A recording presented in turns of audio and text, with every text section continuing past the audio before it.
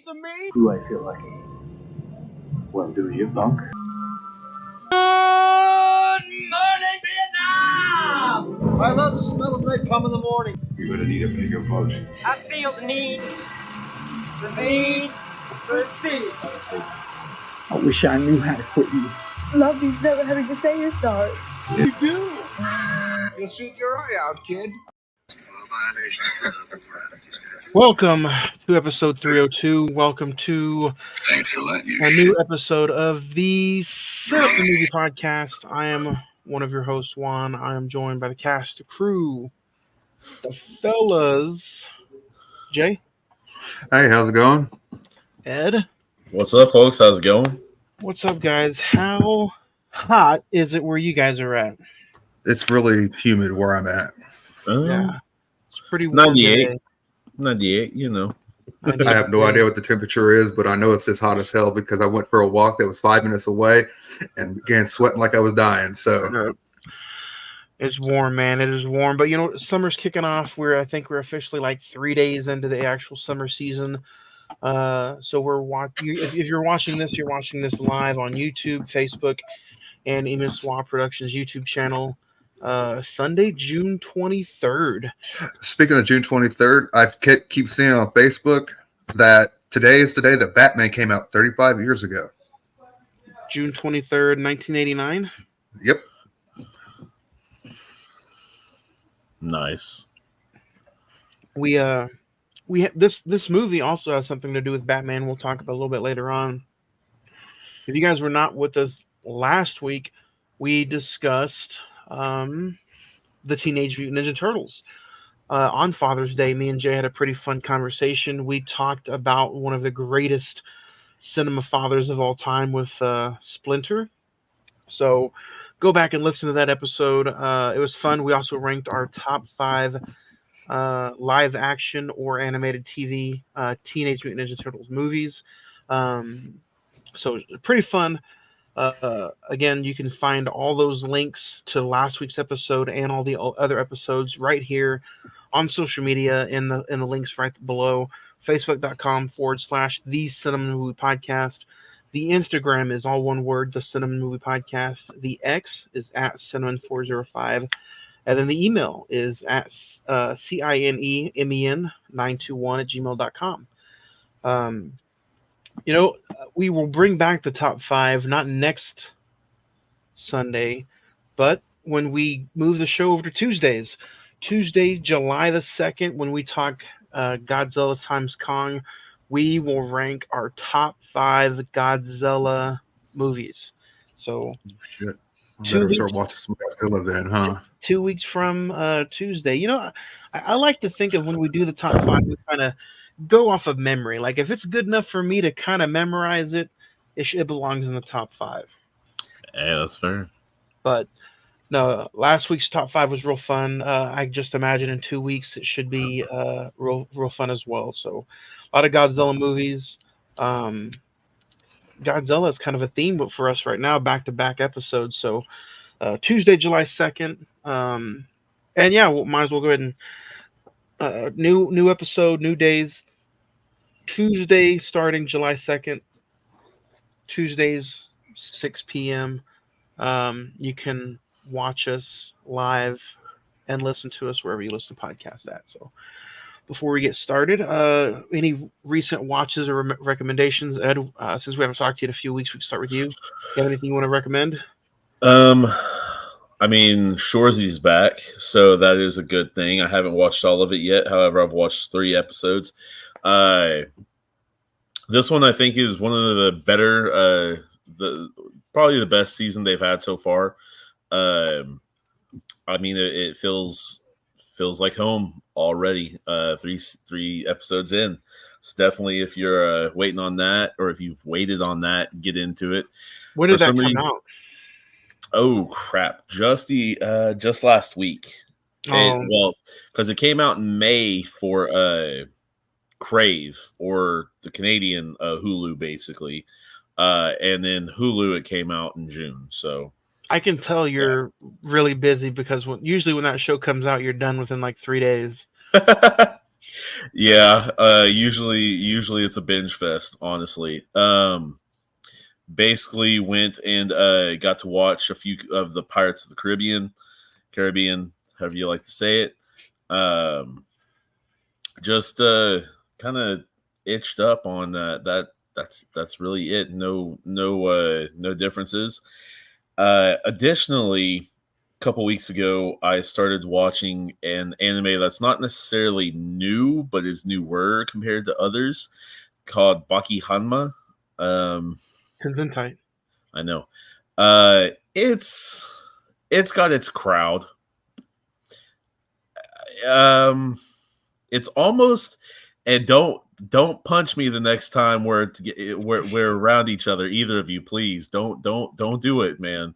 But it reminds me of WWE a lot. Heavily muscled dudes in different attires, heavy drama, and just fighting.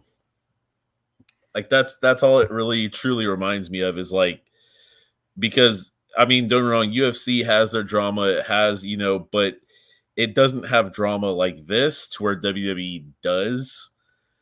So, then on top of that, Clash at the Castle and a few other things WWE wise. So there is that.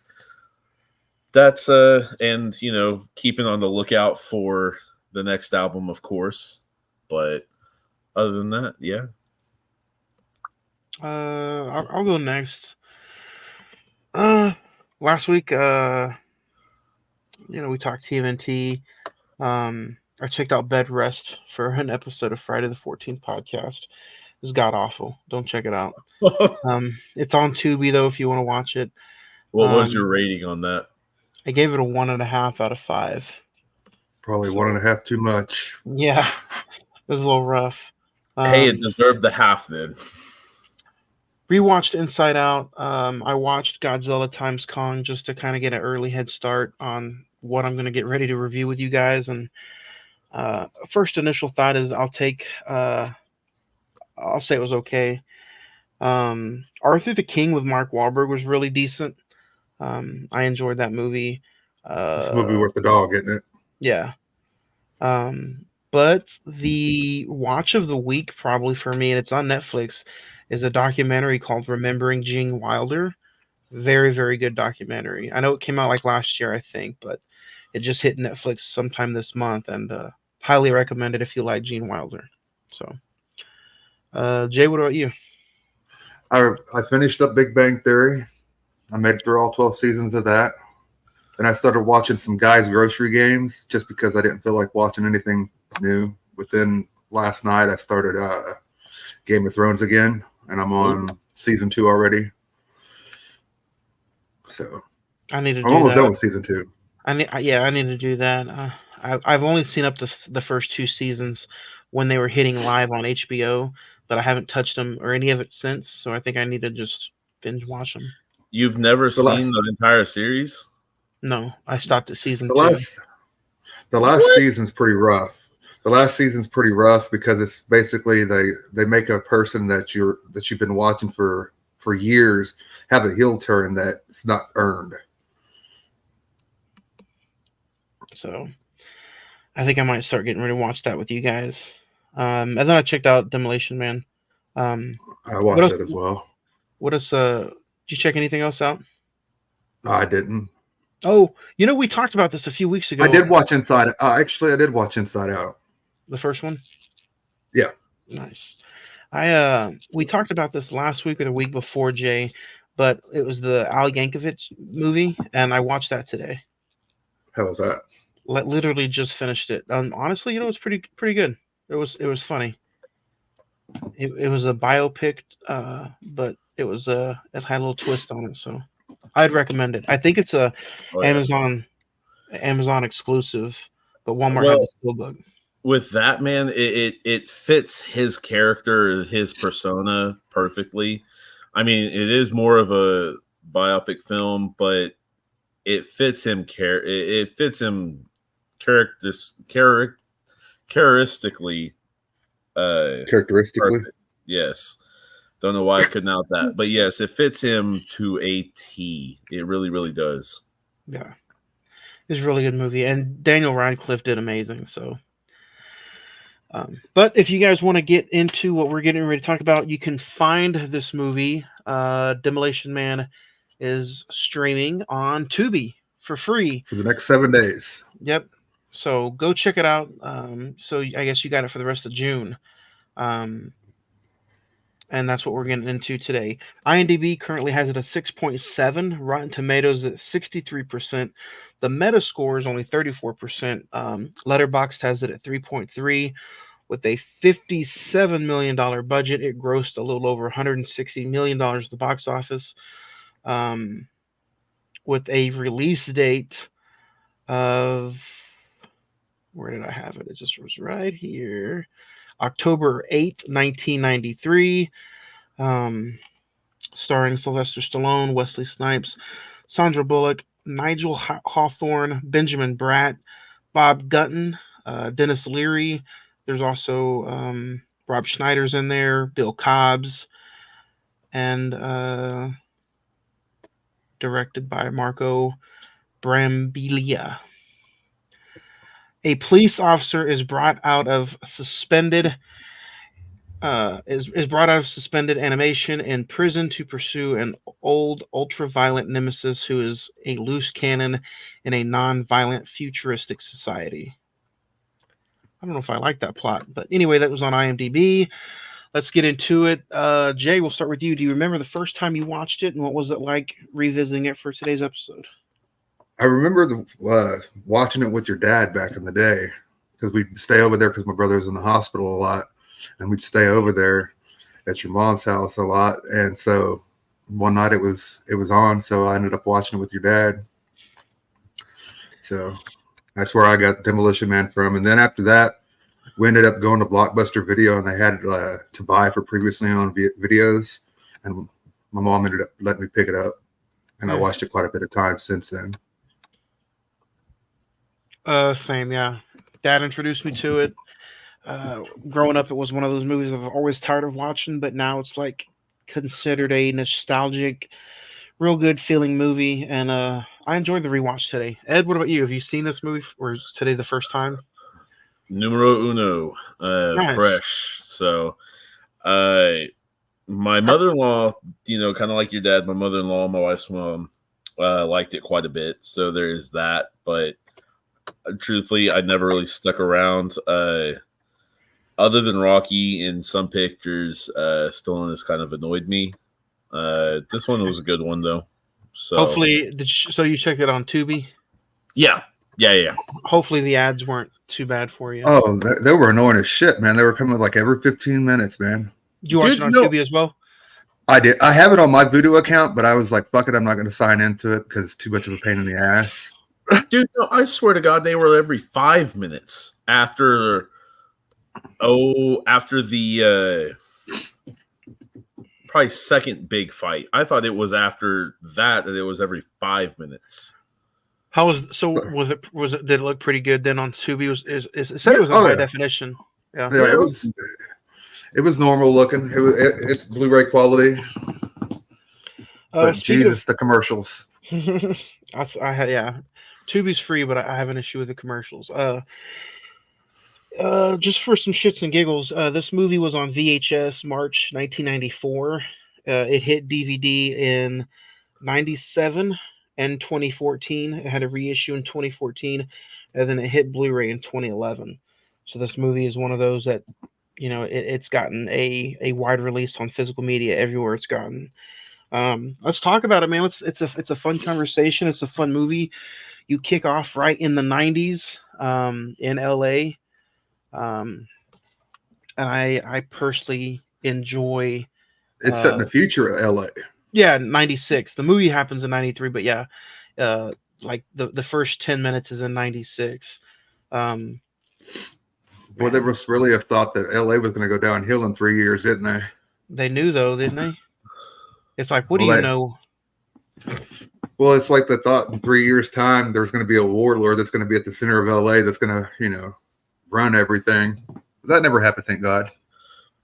Well, I Wait. think because also they had the LA riots were just the year before, so while they were writing the movie, they probably had an idea. Hold on. that Did y'all things were- say the movie was set in, I mean, they're wrong. Maybe the beginning scenes were set in 96. Correct? Yeah. Okay, yeah. I was like, hold up. Before they get frozen, it's in 96. Okay, because I was just like, hold on now. This takes like- place in August of '96. Yeah, never mind. Because I was just like, I paid more attention to this film than that. I was like, hold on now. I was like, they kept saying 2032. I'm like, what? That first action sequence, though, where Stallone's running in and he captures Wesley Snipes and runs out. Cinemaniac to catch a maniac. Yeah, even watching it numerous times later, I'm like, man, that was still too easy. Nice little, in and out. But it sets up for why Stallone is also getting frozen as well. Yeah. So, But I've always had this question about the future: is it just San Angeles that's like that? That's proper like that, or is it the entire U.S.? that's Because they true. never state in the movie whether it's that way or not. It's true. They never actually do. But the way that they speak, though, is that they make it sound like San Angeles is the only place that's like that because of Dr. Cocteau. Cocteau. That's a fun name to say. Well, not only the futuristic, but it does make you wonder, is if nowhere else is like that, but I don't know. Well, they said the city was changed after the 2010 earthquake that killed a lot of the population up in LA, and basically made LA a war zone. And I think a lot of that is due to the thoughts on the San Andreas fault, of course. But I remember for years that when I was growing up as a kid, that scientists kept saying that LA is going to get the big one. They're going to have the big one, and that's where they played off that fear of the big one happening, because they're still waiting on the big one to happen. Pretty much, it's like the kids in the Sandlot. It makes you wonder, they legit went through a pandemic as well, because they don't have to use toilet paper anymore. They figured out the 3 seashells, and then they don't touch each other. They Yeah. VR headset with each other instead. Yeah, they don't even slap hands. Well, if you sit there and look at the tech that they had, or just the tech in the movie, it's like, holy shit, they were pretty much onto something. They had iPads, basically. That's what the warden was looking on. Self-drive cars. All the cars, they might look futuristic, but I guarantee you they fit in our future right now. Oh yeah, and that's the thing, man. Reality sometimes does imitate Hollywood, for that matter. And I mean, some of those ideas probably were like, hey, you know what? I like that, and go from there. But man, some of it was just dumber than hell. Well, that's the point. It's almost like, in a way, this is the smarter Idiocracy, in a way. I don't know about that. I don't know. Idiocracy's pretty smart if you sit there and think about it. It's just about portraying a bunch of dumb people and what they do. Well, no, I mean, this is the ones that are smart and intelligent, but it's fully reversed, because these ones don't enjoy any of the violence to where Idiocracy they do, different things like that, with the gladiator match practically that they go through. The one thing I didn't realize until this watch was that it takes place over the course of less than 3 days.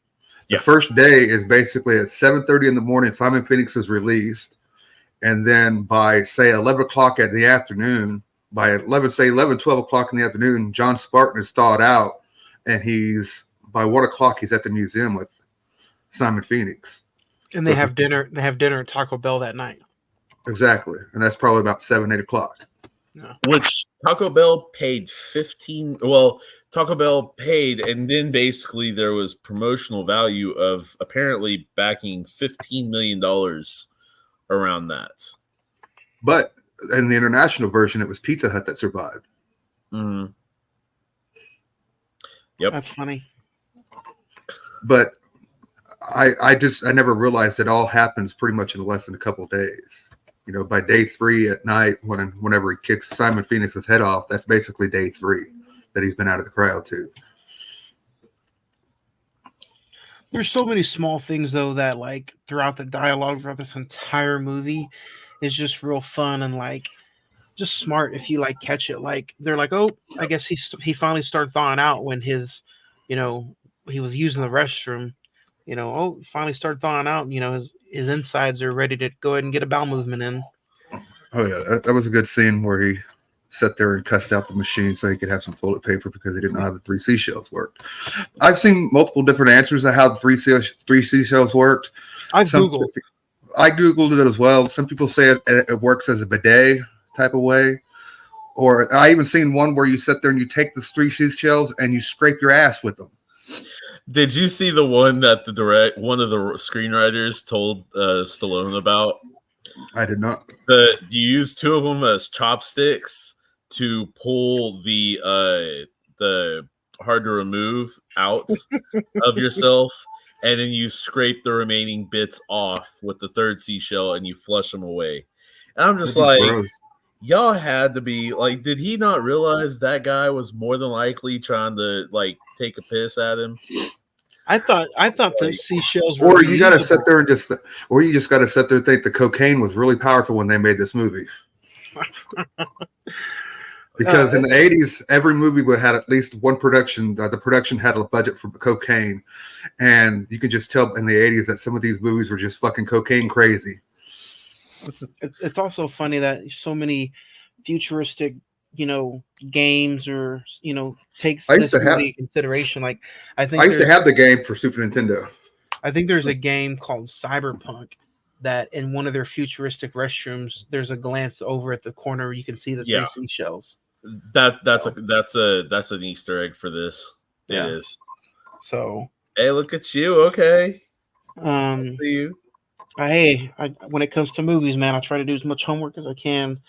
But this whole movie is supported by the hate and the assassination of Edgar Friendly, Dennis Leary's character.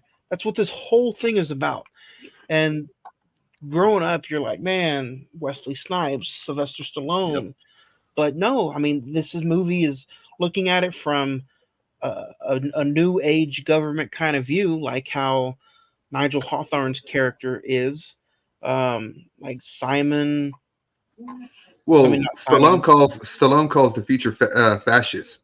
Yeah. He's like, all this fascist crap is making me sick, and that's basically everybody has the same feelings, everybody has the same words. Like the one part in the movie that made me kind of laugh was like, there's no sex allowed. But why in the hell did that woman answer the phone naked? No, right? I think that was just so they could have some tits in the movie. But, you know, storyline-wise, it doesn't make any sense to why she's bare-ass naked if there's no sex. But, Jay, also that comes to your question before, maybe it's only Los Angeles that is like that. Maybe she's from another part of the country. Not only That's that, very possible. But in the VR connection headset, you know, sexual scene, there it shows her bare chested as well in that through the red, blue, and green and all that good stuff. Definitely not Sandra Bullock though. I was about to say I don't think so because it doesn't show neck up, but yeah. She was naked in a movie though before she got famous. It was something like Amazon something or some shit like that. Trust me, I've seen it. He does his research as well. I was a fan of Sandra Bullock growing up. She was hot. She was. Yeah, in this movie, she was something different.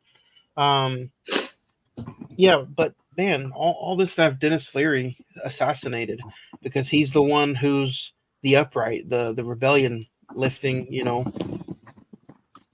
Well, I know Dennis Leary for being a comedian before I even seen this movie. So I've seen Dennis Leary's comedy specials on HBO, you know, where he'd sit there and talk about the smoking song, the smoking dance, where he'd sit there and do the fuck you dance, you know. He had numerous different little comedy skits that he liked to sit there and put on his. And so that when he sits there and starts going over in the movie where he starts to sit there and be like, I want to be able to eat red meat and do this, do that, do that. That's basically him doing his comedy stand-up comedy special right there in the movie for you, because that's basically how fast he talks, what his cadence that he talked in, and everything. That's basically his comedy special. Interesting. Fair enough. What do you guys think of?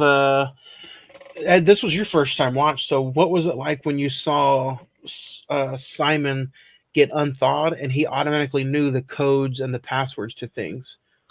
I was wondering about that because I'm just like, he didn't show that intelligence in the before. They didn't make it a point to show the intelligence like that in the 90s scenes. So I was just like, okay, is this something like he came out with, or is this something he had already? And then, as we go on, the rehab thought. You find out that during his rehab session that he was given advanced weapon training, terroristic threat, violence, new martial arts skills. He was given all the passwords and everything, knew how to work computers. So it was just like, the hell is going on here? And like you just said, came out of it like that. I think we have to take a pause because we haven't talked about him at all in the 300 plus episodes, but can we give Wesley Snipes some fucking? Can we give him some flowers? I sat there and thought he was acting like the Joker a lot. If you sit there and pay attention, like he's laughing manically and everything like that. He's all, you're like, okay, he's like playing the fucking Joker in this movie. Yeah, he's playing a guy who enjoys what he's doing. It's a game for him simply just because this is his hobby. This is what he loves to do. So, hey, I'm going to have some fun while you bastards don't. But all his stunts and his moves, it's like, man, is this? Well, he did a lot of his martial arts work. Yeah, he did a lot of his own martial arts stuff in the movie. That's why this movie is what got him Blade. Yeah, that's what I was going to say. I remember Wesley Snipes for a lot of stuff, but it's this movie, Blade, Passenger 57. Wesley Snipes had an amazing 1990s. His man. It's like, what happened? Here. Well, the IRS is what happened. He had to go spend some time in jail because he wasn't paying taxes. Mm. Yep. And then he started going the same route as Nicolas Cage and all them, where they would just start taking movies because they needed the money. And so you got this whole discography of fucking directed video movies that he done. And it's just like, holy shit, not even Wesley Snipes can save these. Damn. They really get you if you don't pay your taxes, huh? Oh, yeah, they get your ass good. They can. This is one of my favorite Stallone movies, though. His attitude and everything in this. It's to me, it plays like a parody of all the action movies that came before it. Mm-hmm. But then again, it's more of it's almost the tone like of the movie. Exactly, but the tone. If you sit there and pay attention to the tone of the movie, it's almost like a parody of action films, because whenever Wesley Snipes attacks those guys, whenever he's at the computer and the cops first show up, sit there and think of the sounds that are being made whenever he's does something there's whoop, bing, bong. You're like, what the fuck? When he attacks somebody, there's that whenever he throws that one guy out, you hear that the slide whistle. Woo! I also didn't know. But I was like, man, this feels like I'm watching Batman and Robin. But then I looked back, and it's like Batman Forever, because the same composer did this score and the Batman Forever soundtrack.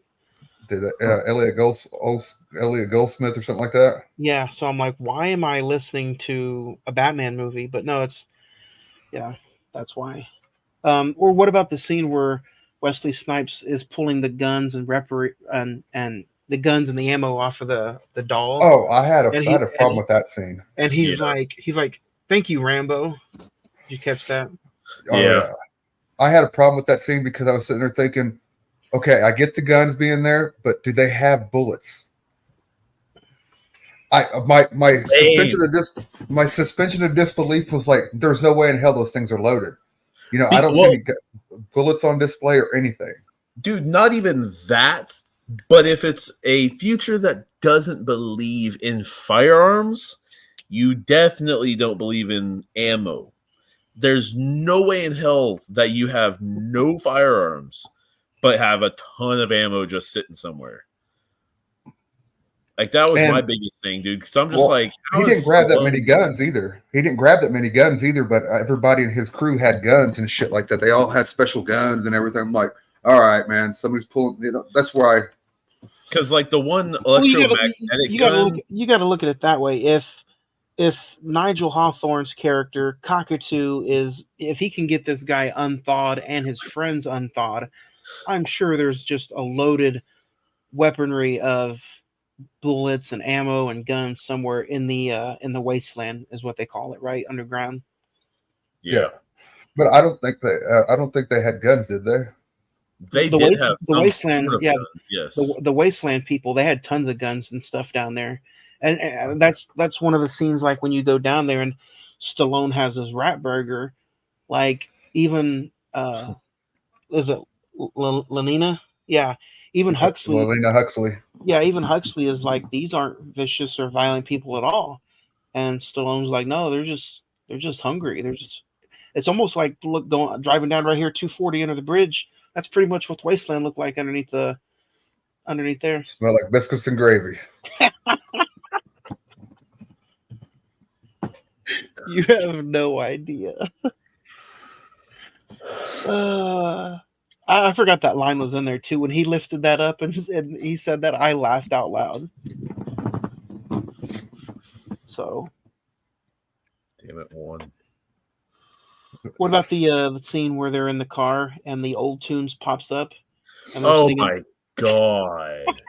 Well, that too. That makes me sit there and wonder: is there any music in the future, or if there is, what kind is it? But they sit there and said this is a favorite station in town, the favorite station in town, and it's all wall-to-wall commercials. Well, just like at Taco Bell, the guy playing the piano, he was playing Jolly Green Giant. Yeah. He was playing a commercial too. So it looks like Cockatoo, there's no music, there's no love, there's no emotion, there's no violence. It's almost a Hitler. There is emotions. There's joy feelings. It's almost like a anti-depressed Hitler ran society. Almost. Ooh. So it does have a very fascist feeling about it, Yeah. You either feel this way and do this way, or you're not going to be in society. It's like, what the fuck, man? Because everybody was happy except for Huxley. If you notice, like her apartment, her office was 20th century everything. But she should have known what sex was about if she was that. Yeah, she should have known about sex. What the way that he would have known sex to be. Because if she knew who he was, specifically knew who he was, really, and I mean, like, I get all the stuff of not being like, well, she knew how it was done. She just didn't want to do it because she was like, remember, he was like, you guys don't do it the old way, and she was like, with bodily fluids, gross. But see, he didn't know there was no other way. When she wanted to have sex, when she's like, "You want to have sex?" and there was no other. He didn't know that there was any other way. And then when she comes into those fucking VR helmets, it's like, okay, so this is what we're gonna do. She came out with the Oculus. Yeah. The brainwave meters to sit there, and the microwaves to sit there and read your brain waves and shit, and sit there. Okay, here's what I've always wondered about that. Do you come? She gave him a towel. She did give him a towel, but that could have been for sweat too. I think it was for the other thing. Because I've always wondered that, because this movie's been around in my head for a while, and I've always wondered, do they have an orgasm or what when they wear the VR helmets? I bet they do. If so, he needed to take some clothes off. Maybe that's why. Messy. Maybe that's why everything was satin. Things are going to get messy in the future. Nights in white satin. What would you guys like of President Schwarzenegger? That was funny as hell. And then she goes about, what was it, Section 51. He's like, yeah. Yeah. You know, I was just like, That's another thing, though. I mean, But see, he I wasn't think even all governor by that point. He wasn't even Yeah. governor of California by that point. That's But another Stallone, Well, kind of for predicting is he 10 going to get in years? office? but Stallone No. knew that. But Stallone knew that Arnold always wanted to be in politics. So because him and Arnold were best friends, and so that's why the joke is in there, is because the Schwarzenegger Presidential Library. That's funny. It's good though. I mean, Rob But- Schneider. Oh, go ahead. It did make me wonder if they would actually, alter the amendments so that way we could have him or somebody like him as president. It did always make me think and wonder if that could be changed. I'm Because sure. you have to be a citizen of the U.S. to become president. So with enough power from Congress, sure.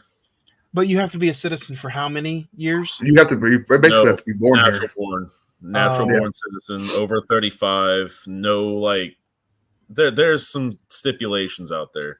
Oh yeah, you have to be a certain age. You have to be Over 35. Yeah. You guys Yeah. think if they alternate for anybody, you think he would be one of the ones that could run? That's why I think the joke works so well, is because in all factuality, it could have happened because we had Governor Schwarzenegger. It could have happened. Yeah. It could have legit happened. But I had to really dig deep for Rob Schneider because for some reason, even though he has more than a couple scenes, he's listed as uncredited. Not even that, but speaking scenes too. It's not like he's just a random ass behind the scene or in the back of the frame character. He's speaking on But this isn't the first Stallone movie he's gotten chosen for. no, He's done a few this others. movie got him. This movie got him signed on to do Judge Dredd. Yeah.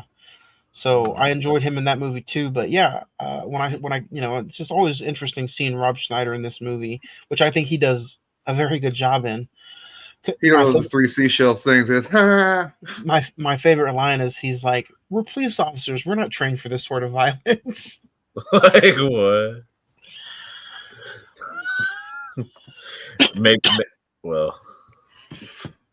And then you have Glenn Shaddix in this movie. He was a beloved favorite in the '90s films. A lot of them, actually.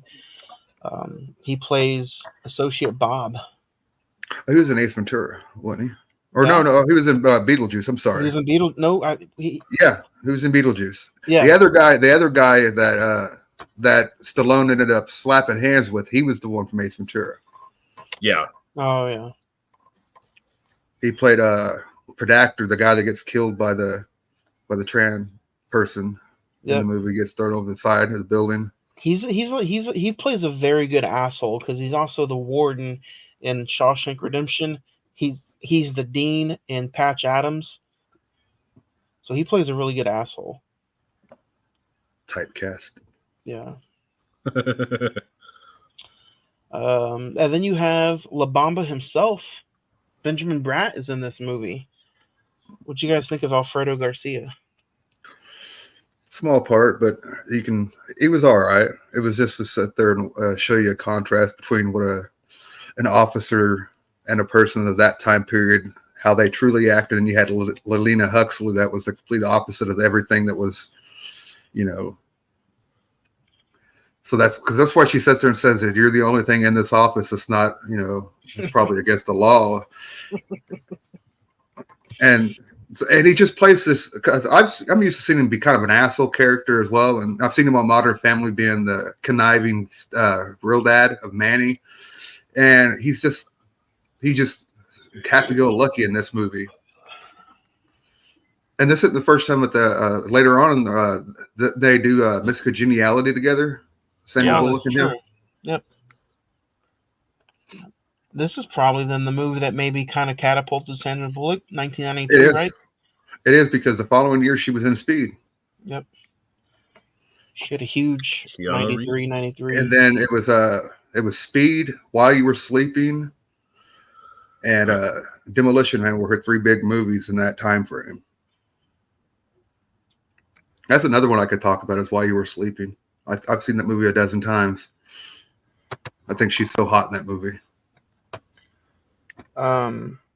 Yeah. The I don't know really where to go. Because I want to talk about the freezing scenes too, like at the beginning, how it's just like, man, you lose so much, and then you find out in the middle of the movie that Stallone actually could see the people that came and visited him. He had memories, he had thoughts while he was frozen, like kind of some dark scenes or mentions while they're at the Taco Bell dinner. Oh yeah, that just let them know that they're just not complete automatons, and whenever they're in there, they're just not completely frozen ice cubes, that they have feelings, and everything like that. You guys might find it to be a way to sit there and curtail, the prison population and make everything seem better, but in actuality, these people are living a nightmare. What'd you think of, Stallone was like, "What do you guys have for weapons?" And he was given the glow rod, and he was like, "Does it work?" And then he just puts it up against some random dude.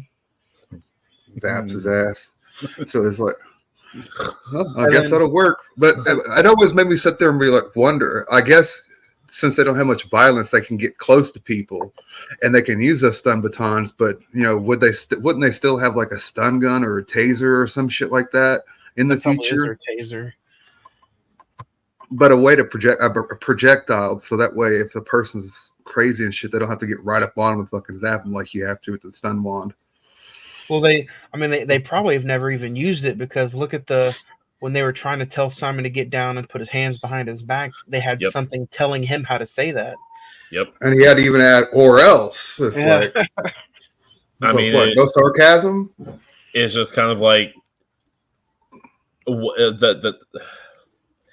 a how-to book on how to, and it's just like y'all don't even nothing, not a single thing. One of my favorite things that I probably should not laugh out loud out is when Simon is going into the museum to look at the guns, and somebody's just standing next to the plexiglass. Oh, and he slams their head against the wall? He just shoves his head against the wall. Dude, no.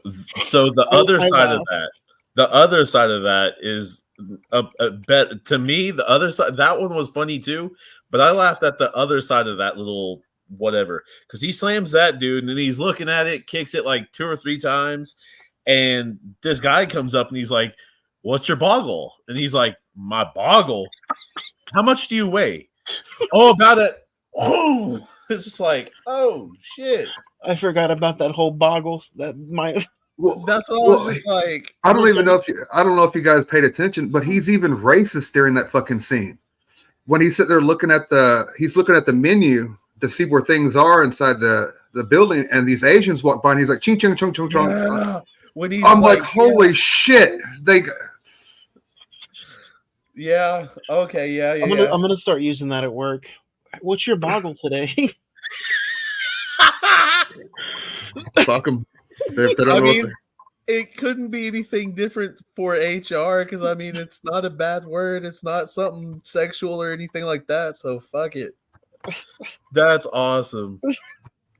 Oh, I swear to God, I want to know. You're gonna piss some people off. I'll tell you what. You're gonna be like, "My boggle." You're gonna have that. You're gonna have that same response, and they're gonna ask you how much you weigh, so they can toss your ass through a window. That would be awesome. Seriously, you're gonna piss some people off asking, "What's your boggle today?" Maybe they didn't. Maybe they've never seen it. Maybe we'll use that. Maybe we'll use that in public first, and then use it at work. So you can get beat up first. Yeah. I'll show you my fucking boggle when you get punched in the face. You guys are walking down the street. He was actually upset and angry.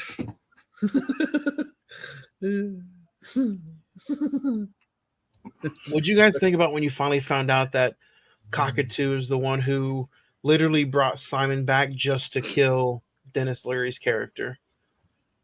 I thought it was actually pretty cool, because it lets you know that he wants things ran a certain way, and the only way he can get his way is if he brings in outside help, because there's nothing there in the future that could possibly take out Edgar Friendly. Like the police officers, we sit there and seen the police officers, they, like Rob Schneider said, we're police officers, not trying to deal with this type of shit. So he needed something. He needed a Simon Phoenix in order to have the assassin he wanted. But he was very, very fucking ballsy with Simon Phoenix. I'll give him Oh. that. Yeah, I noticed that a lot too during the movie. I'm like, he's talking to him. I wouldn't be talking to that dude like that.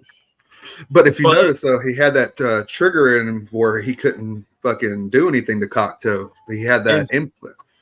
The implant, yeah. Because I was just like, But that's so the thing to control. Even at the end, I can't remember when Cockatoo got murdered.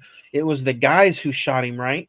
Yeah, they Underground. Wesley Snipes through Jesse Ventura a gun. He's like, kill this asshole. Okay. And he shoots him a couple times while he's sitting in the chair, and then they throw his ass on the fireplace. Yep. Oh, that's true. I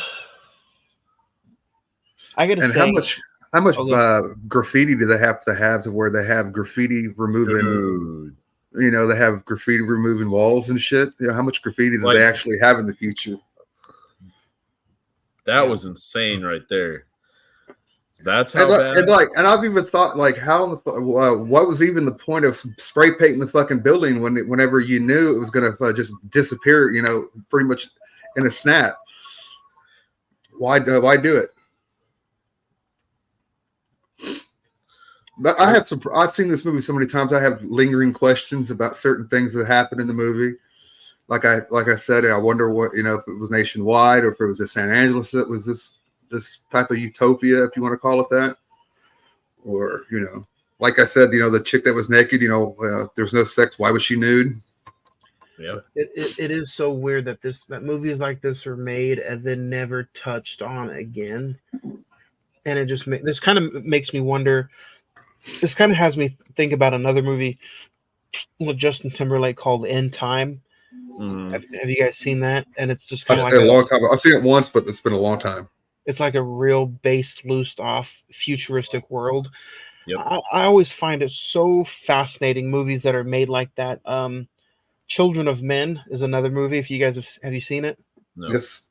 Yep. Movies like that are just loosely based off what a futuristic world could Children of Men is basically there's no one alive over the age of 18 in it. Yep. Babies are pretty much gone, and they end up finding this. The rebels ended up finding this woman that's pregnant, and they want to get her from one side of the U.S. to another, so that way she could give birth and everything like that. And it's crazy. Movies like that and like this were made up years and years or decades ago. It's almost like, man, these movies are created for good conversation later on down the road, and it's like, man, this is a movie made for a podcast, and podcasts weren't even invented yet. Well, that's why I sit there and think that the Los Angeles riots had a lot to do with those opening scenes and how Simon Phoenix was developed. I really, really do. I really think because they happened in 92, and this came out in 93, so they were probably writing the shit whenever the LA riots were going on. Yeah. And then y'all want to talk about a crazy ass line, a crazy ass fucking line. And Jay, you can be the one because I don't know if you know about him as much. The craziest line I heard come from Wesley Snipes' face when he was going through the frozen people and he is getting the bad guys out. Oh, Jeffrey Dahmer, I love that motherfucker. He's still frozen. I was just like, bro. And no, the fact of the fucking matter is this. It is 1993. He didn't die. He didn't get his ass killed in prison until 94. So I was just like... Well, Dahmer was considered one of the worst serial killers ever, so that's why the name drop was in there. There's even a guy that killed his family or some shit like that. There's a guy that's frozen named Scott Peterson in the movie as well. Yeah. And he... I was just like, you're joking. And he's one of the people frozen at the end of the movie. I've seen the HBO making of this movie. It was so fucking fascinating, man. It was a 30-minute look at the making of Demolition Man back in 93 when it came out. HBO had the making of it on, and the part where they sit there and shot the lasers when they were there at the crowd prison and at the end, those are just it's flash paper basically. Well, they had flash paper wrapped around the bars, and they set it off, and it looked like the the lasers were going through it. If you own it on physical media, there's no special features whatsoever, and this is so far the only Blu-ray that's been released for it. There's been no anniversary editions. There's been no steelbooks, no 4K. So the only special features are commentary and then theatrical trailer. Well, see, but you get lucky to even have commentary in it, man, for real. Because we talked about Ninja Turtles last week, and yeah, it's still bare bones release for that. This might be good commentary to go back and listen to. It's from producer Joel Silver and the director. Oh, yeah. I haven't listened to it yet, but I guarantee it's probably very informative. I guarantee you they laugh about the 3 seashells thing. They probably even give you a little insight into it. We haven't talked that very much about commentary on this on any movies that we've ever touched on. What do you guys? I used to listen to them. I used to listen to them constantly. So would you go back and just rewatch the movie and just have it on commentary, or would you? I'd put subtitles on. I'll put subtitles on, and then I'll just sit there and listen to it. If I knew the movie well enough, I'd go and just literally just have the movie in the back just playing and just have the commenters or commentators going, and what if it was like a writer and a producer or the director, which usually was the director and one of the main stars or something like that. But I loved it. That I always loved the gag or blooper reels. I always liked the extra scenes or whatever have you, because it gives you a little bit more insight to what maybe some questions you might have had to some of it. That is kind of one of the things that does suck with streaming, or even some of the ones like that don't get a re-release or another formal, update or upgrade, if you will. So many of them have really good. Some of the, if you sit there and pay attention, go on Vudu, and where it says extras, they actually do on some of them, like the Star Wars movies and shit like that. They actually do have the commentary tracks. Huh. Okay. Where it plays the it's an extra. Yeah. But it is there on some of the movies on Vudu. That's streaming. That's a place where you get all your movies from and shit like that. But that's a streaming place that gives you the commentary track on some of your movies. Okay. But I used to listen to commentary tracks all the time, dude. But like if you're watching a movie, let's say on Netflix or Hulu, that wouldn't have the commentary tracks. No. So, but yeah, I mean, I've never been a big fan, but I guess this might come into some shock. I've never watched or listened to a full movie with commentary, so maybe I should start doing that.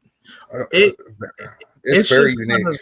It's just kind of cool because you've got their personalities going at the same time with the movie. So it's like they're watching the movie and just kind of doing what we're doing now, just talking over the movie. Well, that's exactly what they're doing. And you get some insight on some of the stuff that, like how they felt or how they were trying to portray it, or I didn't find this out until then, or, Alan Rickman knew this entire time about, Harry's mom's situation with him and her and why, stuff like, I'm just using Harry Potter as an example, but, stuff like that. And it's just like, holy shit. Well, it's they could sit there and be like, we filmed this scene and then there's a scene that comes after this scene that we didn't put in the movie, but it's supposed to play out like this. They talk about deleted scenes all the time. Yep. They talk about, well, on this day they came to work, it was a Tuesday afternoon, and all they had to film was this scene here, and they only worked for a week. And you're like, holy shit, really? Mm. They're in the entire movie and they were only there for a week? Right. Let's talk about favorite scene. Before we talk about favorite scene, what did you guys think of the beheading of Simon? Well, it was choreographed, or what was it? What do they call it? The Chekhov's gun at the beginning of the movie, where he's like, if it's shown in one scene, it must go off in the next. If a gun is pulled in one scene, it must go off in the next. Yeah, so they basically, it was like, I swore I'd lose my head if it wasn't attached. They pretty much sum up the movie, or yeah, full circle. Yeah, I thought it was a cool little ending. I thought Stallone slamming that thing on the ground, it freezing the entire place, and then he kicks his head off. Thought it was really awesome. That's pretty gruesome. I thought it was cool how you saw the blood. Yeah. So frozen bits. Favorite scene? Bubbles. Ed, we'll start with you. Most of the movie was pretty good. I mean, the part where he sees the ex rookie, for that matter, he goes, "Hey," or the old shitbag or something like that, and Citation is just going off like 25 feet behind him and all that, and then he goes up to it and he's like, "Listen here, you piece of shit, I'm gonna fuck," and it's just like, citation, I'm pretty. Another thing that I like about that citation machine is if you sit there and pay attention throughout the entire movie, from the time it's introduced on, you can hear that thing going off. I'm like, you were fine, a credit. and the name of the person or character or whatever that. The only one that didn't do that was on Simon Phoenix because he wasn't low jacked. He didn't have a sensor in his arm, so it was just sit there and say, "You were fine, one credit."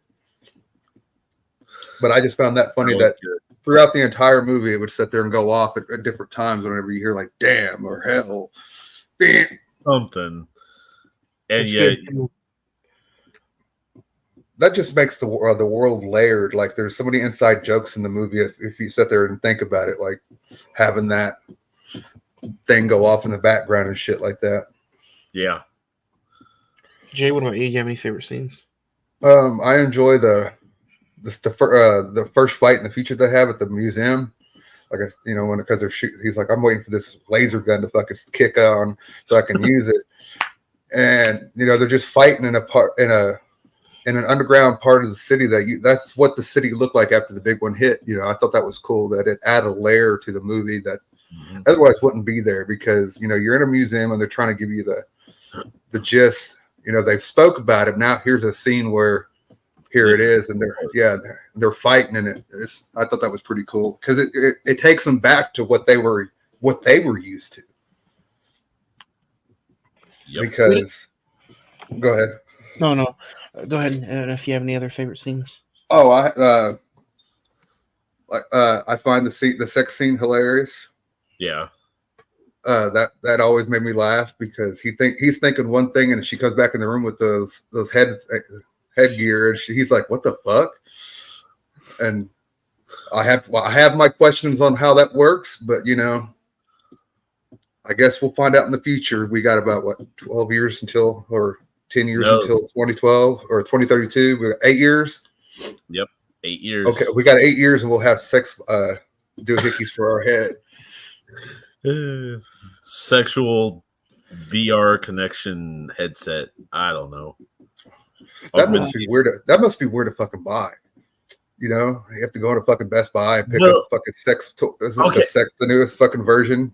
So, okay, if you're good enough on computers or with programming and all that good stuff, I'm sure you can probably do with the Oculus or the Meta Quest. I'm sure there's some way to do that with websites and different shit now. Well, they already have it to where you can watch Pornhub on VRs. Exactly. But and it's in like 3D and shit. I'm like, okay. Now they are coming out with toys that you can fill a connection with certain ones, and yeah. So I'm just we're Demolition Man was predicting the future. We're furthering this with baby steps. Demolition Man was all over that shit in '93, weren't they? But at the same time, sex, drugs, rock and roll. Those three are big sellers. So it's salt. Salt, you can even have salt in the future. Oh, yeah. It's not like I use much salt anyways, but still, it's like, okay. And I mean, I think it was just the human composition and different things of because, okay, the only reason that made sense to me was because the first war that we have on any kind of record anywhere was over salt and pepper. The Great Spice Wars. Because Dune, if you had but if you had spices of any kind on your food, you were basically like royalty or royalty. Well, that's the whole reason why Christopher Columbus set out to discover his route to India, because he wanted to find a quicker way to get to India. Instead, he discovered America. I'm putting that in quotations. You guys can't see that, but But that was his whole. Yeah, exactly. That was his whole.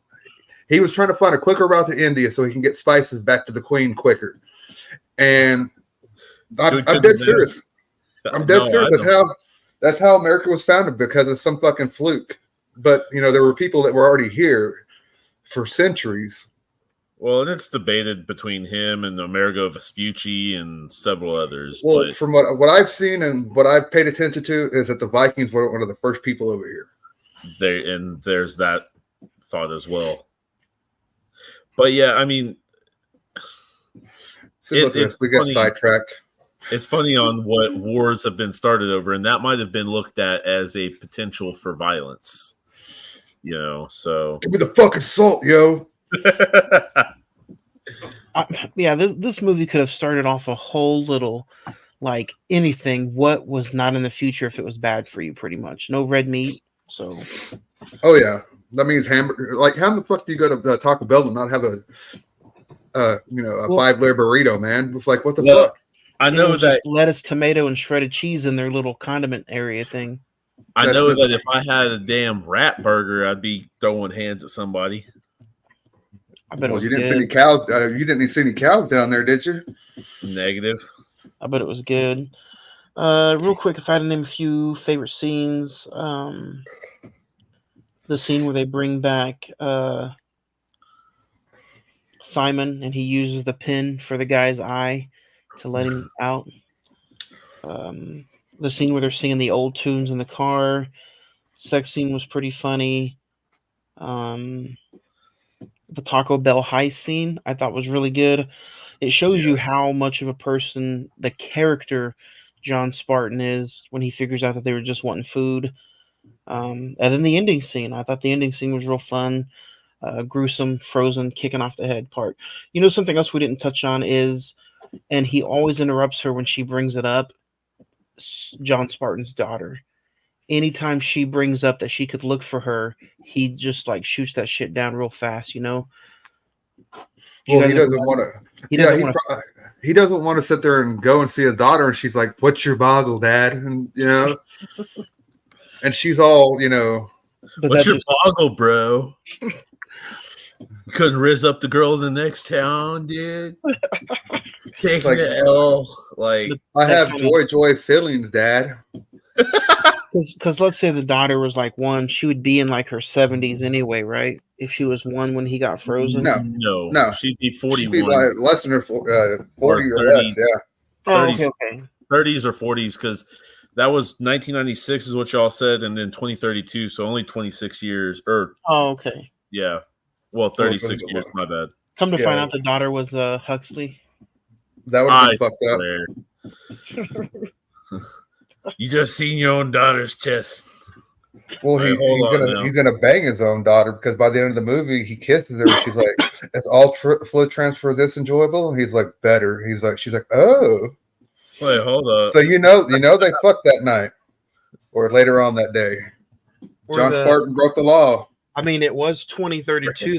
The daughter could have been Benjamin Bratt. So, that's very probable. So that means that everybody in the future is under the age of like 35 or so, for sure, is a virgin. Most likely. That's why Rob Schneider acted the way he did. I guarantee you that's a very, very, very probable fucking feature for all those people.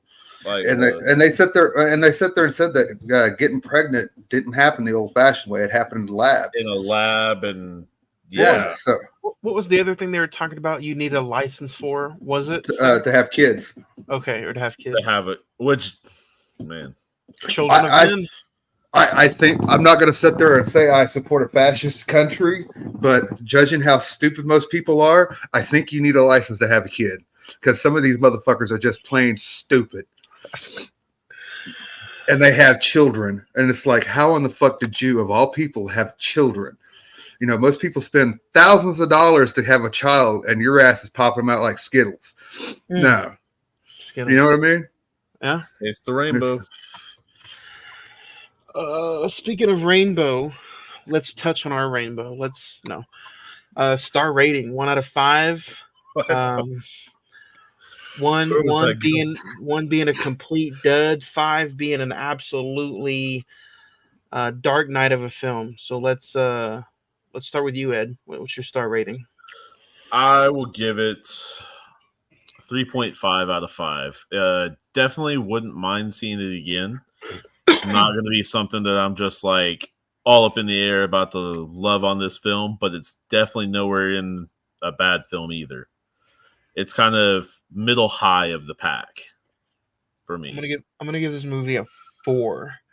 I liked it a lot. Rewatching it today, there wasn't really anything I was like wanting this movie to be over.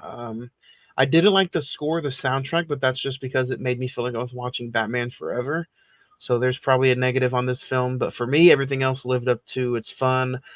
Some '90s movies you're like, ugh, I don't think it's gonna stand up, but it stood the test of time for me. Real fun watch. Demolition Man gets a 4 for me. Jay? I would have gave it a 4 before rewatching it again, but after rewatching it again, I had some slight problems, like we discussed here. The whole movie takes place in less than 3 days. Like, that the time frame really threw me for a loop this time around. I was like, okay, but I'll give it a 3.5 just because I grew up with this movie. Sandra Bullock is hot. The movie had so many future plot points that we didn't know were going to become real future talking points. It had technology in the movie that we just thought at the time was, oh, that's cute. They have little iPads. Look at that. Look, that's so cute. Everybody has an iPad now, and I mean, truthfully, most people probably thought, man, that it's a video on a little either TV screen or picture frame on the car that they were driving. Because Apple was no way, shape, or form a company then. 93? Yeah, they were accompanied by 93. Yeah. They started in the 80s, bro. Yeah. Huh. They just weren't as popular. But yeah, so 3.5, 4. Like Jay said, you only have 7 days to watch this movie free on Tubi. Go check it out. It's free. It's on Tubi. Sit through the ads. Really, really fun watch. Let us know what you thought. Eventually, one day, whenever I sit down and just answer emails, now that I'm on a different shift, I think I'm going to be able to do that. So I'll check out some emails, and one day this week or next, we will talk emails on one of the episodes. So that's what we got into today. Next week, guys, we will be talking Sunday, June 30th, Godzilla -1. It's streaming on Netflix. So go check it out. That is on Netflix. And that's what we're going to be talking about next Sunday. This week, though, on the channel, Wednesday, the 26th, we're going to be talking Under Paris, another Netflix film on Friday the 14th podcast. I bet that one's a banger. I don't know. It was my pick, so hopefully, I've heard a lot of strange but good things about it. So I was like, let's do it. Is it about the Paris catacombs and stuff like that, or it has it in it?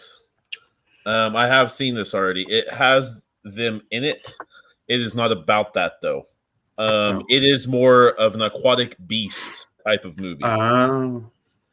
Is it terrible? It's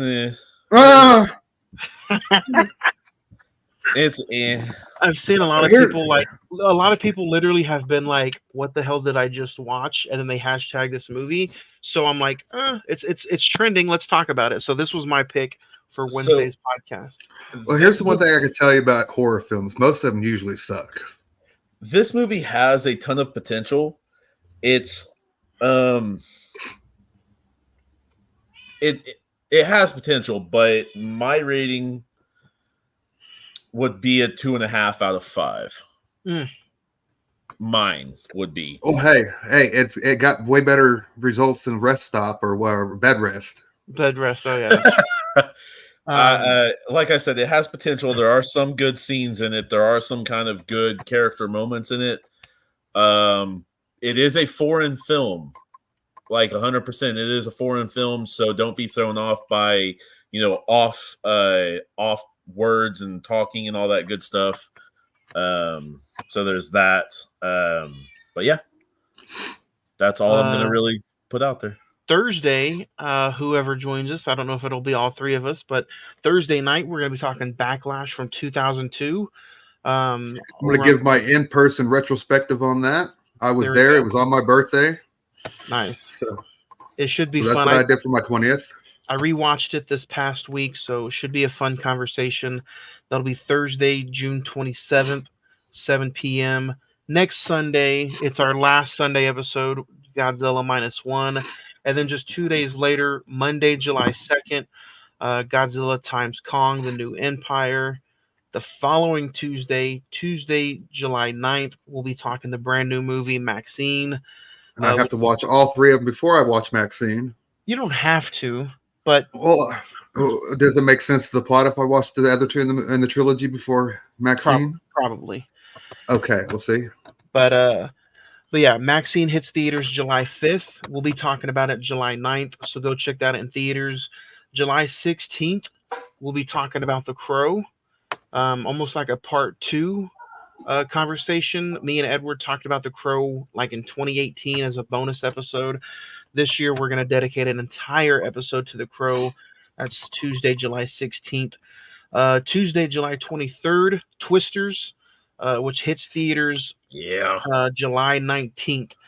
So go check that out, and then we'll talk about it Tuesday, July 23rd. And then we end July with Deadpool 3, Deadpool Wolverine, July 30th. Make sure to get those popcorn buckets. Yeah, that's a pretty fun way.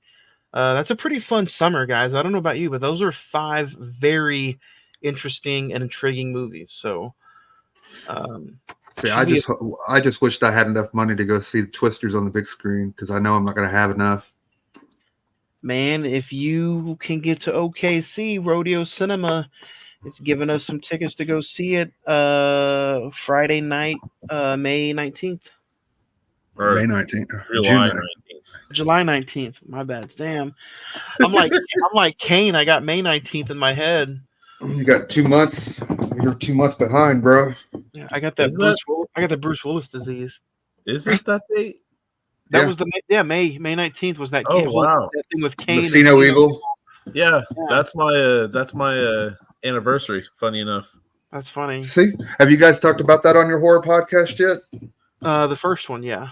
Okay. See, I've only seen the first one. I thought it was all right, but most horror to me is just kind of, it's really bad. I got to be in the mood for certain movies. Like the Friday the 13th movies. Holy shit, are those bad? Yeah.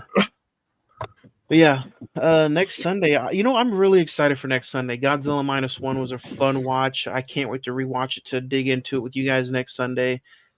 So I've seen the first 10 minutes of it, and then the subtitles went wonky on me. So I'm like, all right, I have to watch this on Netflix. My usual streaming site they didn't have a good copy. So I know it's probably not the right way to do it, but Netflix, you at least don't have to look at subtitles. It'll talk to you in English. So all right. So there's the dub and the you can watch the dub and the original Japanese version.